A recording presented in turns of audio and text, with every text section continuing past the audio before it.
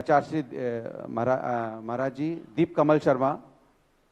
मैं पिछले 25 सालों से जैन धर्म को मानता आ रहा हूँ।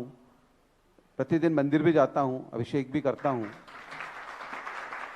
रात्रि भोजन का 7:30 बजे बाद मेरा त्याग है। मैंने जैन धर्म को समझा और उसे अपनाया। जिस स्थान पे आज अपन बैठे हुए हैं उसमें भी परम पूज्य जी ने कहा है कि अगर संघ को जानना है तो संघ में आकर देखो। तो मेरा भी यही मानना है कि जैन धर्म को अगर जानना है तो उसमें जैन धर्म में आके देखो। मेरा एक छोटा सा निवेदन है कि बहुत सारी विसंगतियां और बहुत सारी चीजें सबके सामने हैं। मैं भी कई तीर्थ स्थानों में गया हूं, सभी जगह में वंदना भी करता हूं, जाता हूं, अभिषेक भी करता हूं, तो वहां पे भी कई चीजें देखने को मिली हैं। तो कहीं ना कहीं मुझे ऐसा लगता है कि ज्ञान की जो कमी है थोड़ी सी कहीं ना कहीं लोगों में, उसकी वजह से बहुत सारी चीज़ों का जैन समाज को सामना करना पड़ता है और बहुत सारी दुविधाएं भी हो रही हैं। तो मेरा यही निवेदन है कि कुछ ऐसा माध्यम हो जाए जिस तक जैन समाज को, जो अन्य सनातन समाज है, वो समझ सके कि जैन समाज मूलतः है क्या। ये छोटा सा निवेदन है इसका। कुछ क्या होता है कि जब आचार में अंतर आ जाता है तो विचारों की दूरियां बढ़ने लग जाती हैं। और आचार जैन दर्शन का इतना कठिन आचार हो गया कि लोग उस कठिन आचारों कारण से विचारों में अंतर मानने लगे। हमें ये दुनिया को दिखाना है कि आचार में कितना भी भेद रहे लेकिन विचारों में मतभेद नहीं होना चाहिए। जैसे हमारे और आपके आचार में कितना अंतर है, आचरण में। अभी अपन सामने हैं, आप लोग बताएं, आप लोगों के आचरण में और हमारे आचरण में कितना अंतर है? जो बताओ आप बोलो, है कि नहीं है? लेकिन हम विचारों में आप और हम एक हैं। बस यही दृष्टिकोण दुनिया को समझना है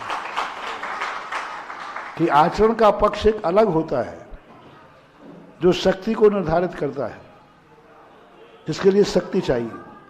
लेकिन विचारों में एकता आने में शक्ति की जरूरत नहीं है, वो समन्वय की जरूरत है। आज हमारे देश का सबसे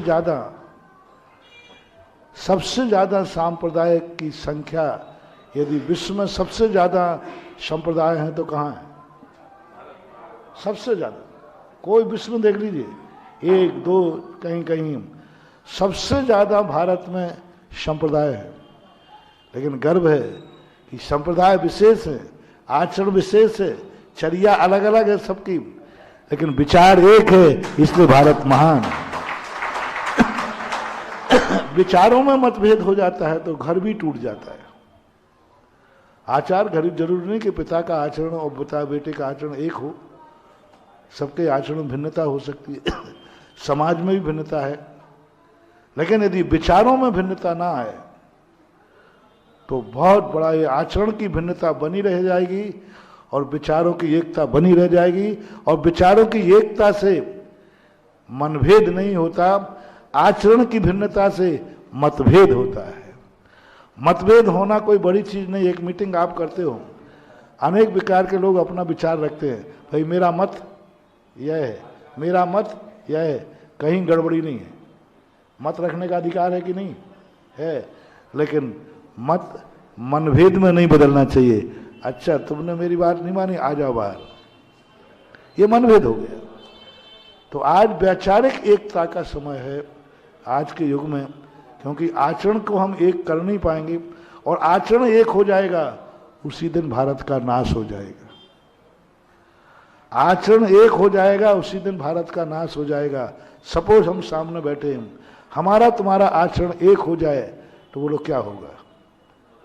बेचारेंगे। हमारा तुम्हारा आचरण एक हो जाए तो बोलो क्या होगा? या तो तुम सब बाबा जी बन जाओगे, है ना? और या हम, बोलो ना, या हम ग्रस्त बन जाएंगे। तो बोलो नाश होगा कि विकास? नाश। आचरण यदि एक हो जाएगा तो देश का नाश हो जाएगा, और विचारों में एकता नहीं आएगी तो देश समाप्त हो जाएगा। ये है, तो विचारों को एक रखो, आचरण में भिन्नता है बनी रहने दो। ये राष्ट्रीय चेतना के रूप में, सामाजिक चेतना के रूप में मेरा दुनिया के लिए संदेशा है। श्री वीरेश सेठ, संयोजक, महामहोत्सव 2024 कुंडलपुर।